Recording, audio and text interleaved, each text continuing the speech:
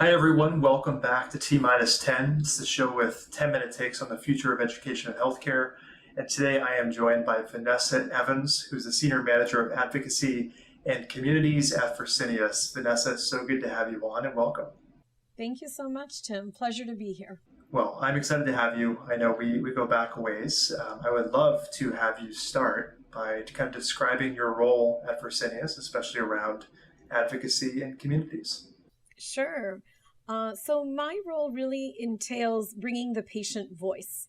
And we do that by having a team of patient advocates who are either former or current home dialysis patients.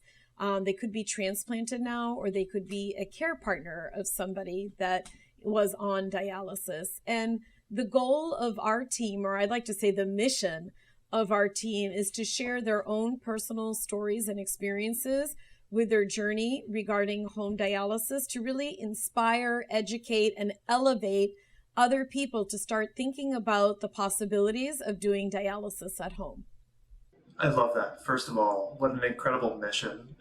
And education is squarely within your mission, which is obviously where we connect. I would love for you to kind of talk us through examples. So, where is this happening? How are these patients and advocates kind of connecting? And what are the topics that they often are kind of talking through? Sure, this is great. So, our advocates really do a variety of events, if you will.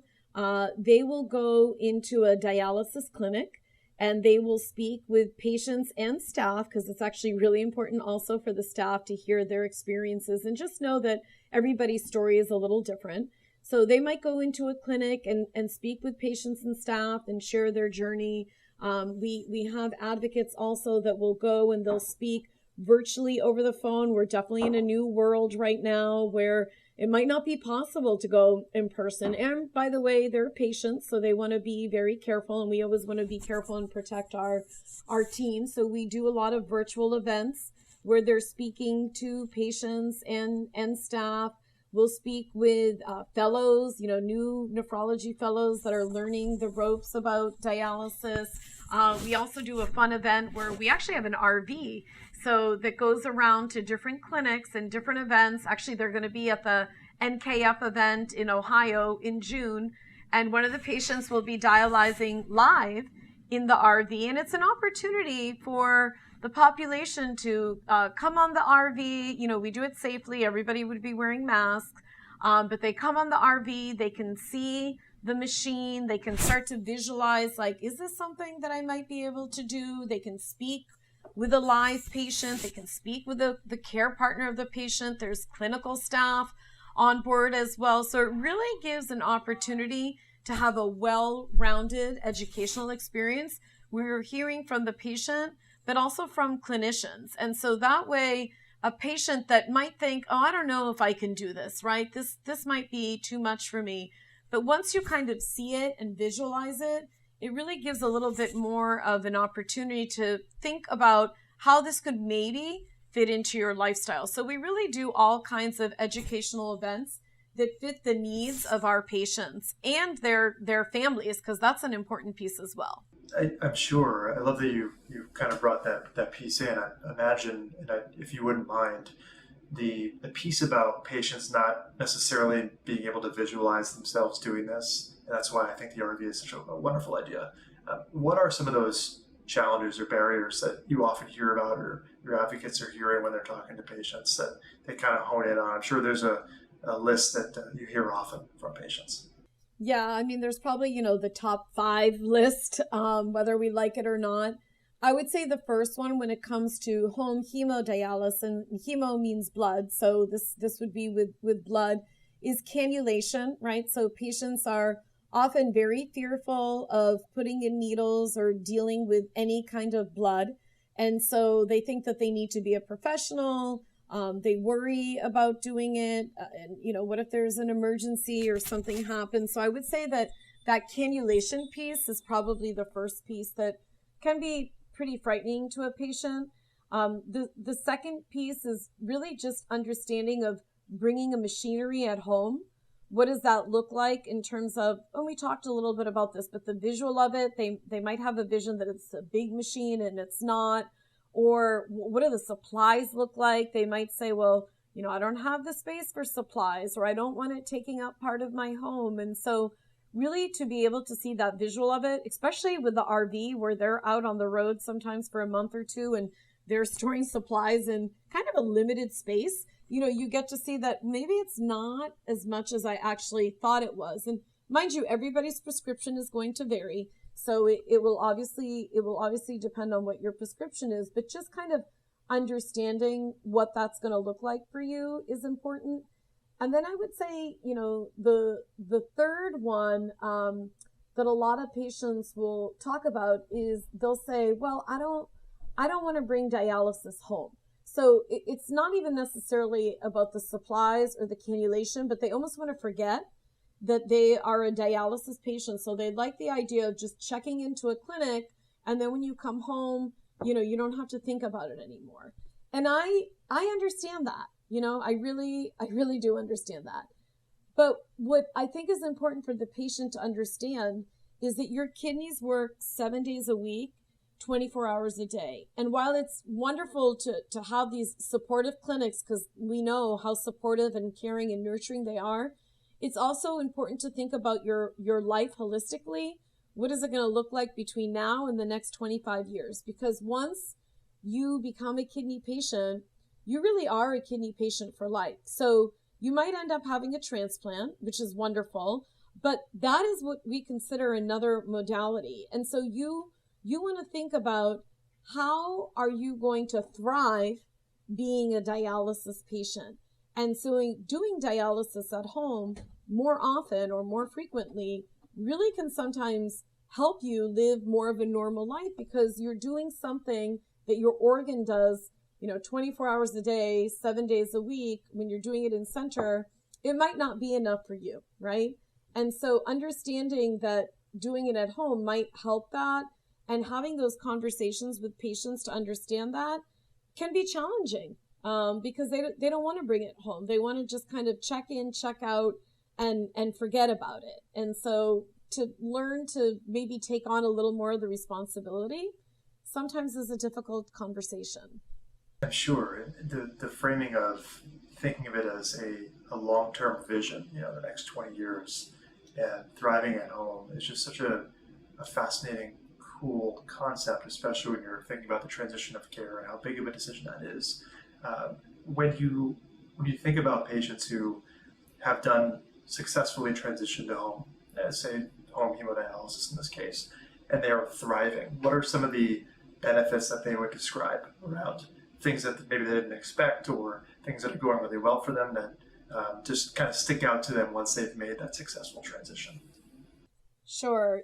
So some of the things that we hear upon our team, and again, this is everybody's own personal experience. And I can share, Tim, as you know, I'm a patient myself, so I can share my own personal experience. Many times, and myself, I was able to get off some of the blood pressure pills that I had to be on when I was doing in center, and that I was able to change by doing more frequent therapy for me, a more liberal diet. And I think the biggest change for me was that I really felt like I had more energy. And because I had this newfound more energy, I was able to participate more in family activities and go from maybe a part-time job to a full-time job, and really do many things that in the past, when you're in center, you really take a lot of that time to driving in center, getting on the machine, doing your treatment, getting off the machine, driving home. So while my treatment time might have been 3 hours, I was really dedicating probably 5 or 6 hours of my day, 3 days a week, to doing a treatment. So while I do it more frequently now at home, because I benefit from doing more frequent therapy, I do it now probably 5 days a week is what my prescription is. But what I see is that I just have more energy. I work it into my life with my schedule. As you know, Tim, I work full time, working with this big advocate team, doing some really amazing events, and I hope really changing the trajectory of patients' life to learn more about home, but I also dialyze. And I'm able to do that at home, in the comfort of my own home, under my schedule. And I have never been happier to be a home patient, particularly with the climate of COVID and where we've been these past, couple of years. Yeah, thank you for sharing. I love that point you're making here, and just such an amazing voice for the patient community. So I appreciate that. The last question I kind of want to wrap up with here. You mentioned earlier and just now about COVID kind of changing, of course, the dynamics of how we deliver care, but how we talk about those options and where we talk about those options. As you think about kind of over the long term, so 2 horizons I'd be curious about, say the next 12 to 18 months, and then the next 10, 20 years, like you ask patients to think on. Where are you most optimistic when it comes to education in patient advocacy in communities? Is there any kind of initiative or technology where you think there's a lot of hope and potential for patients and kind of the role that you see, the lens you see through? Yeah. So I'm going to take this kind of in 2 parts. So first, I'm going to say that I'm very proud of the work that we do at Fresenius with patients, because one of the things that we do is have a patient advocate board, a patient advisory board, so a PAB. And that really means that the voice of the patient, or the VOC, is part of everything that we do. And that includes, products, innovation, customer service, tech support, all these things, and really understanding what is important to patient and how we can support the patient. And when I think about, the growth that we're looking to do and the products that can come down the line, I really know that the voice of the patient is being heard.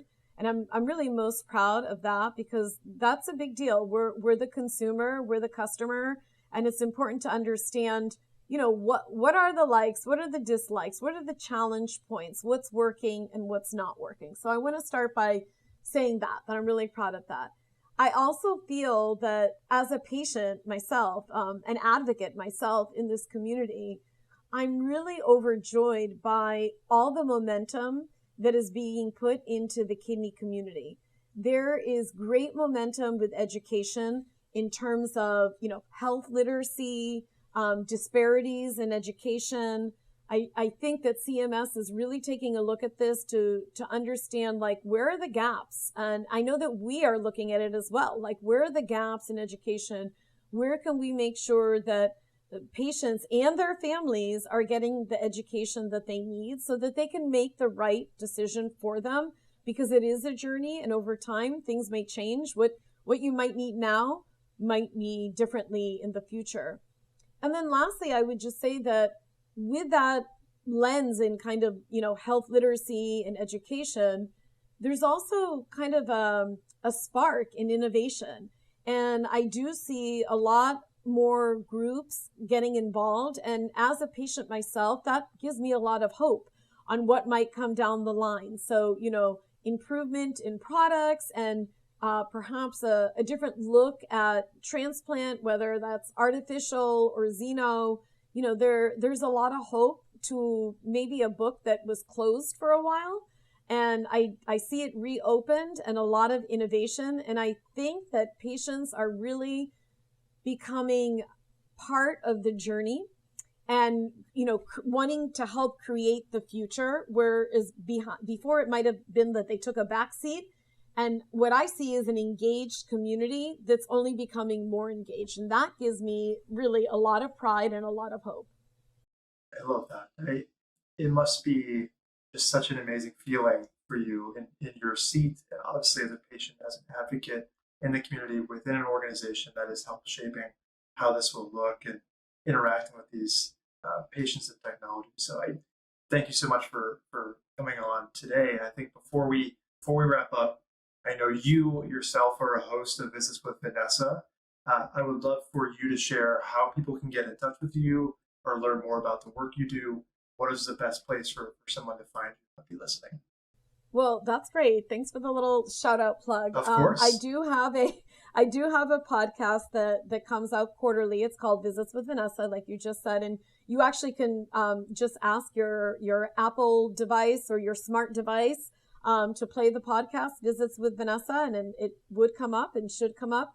And you can always, reach out to me via social media. You can look me up on LinkedIn, Vanessa Evans, and I'm always happy to connect with people and learn more about programs that they're doing and see if our advocates can be of any help. So thanks, Tim. Vanessa, so good having you on. Always great to see you and catch up. And thank you again for being a guest on the show. Thanks, Tim. I really enjoyed chatting with you today. Same here. Thanks.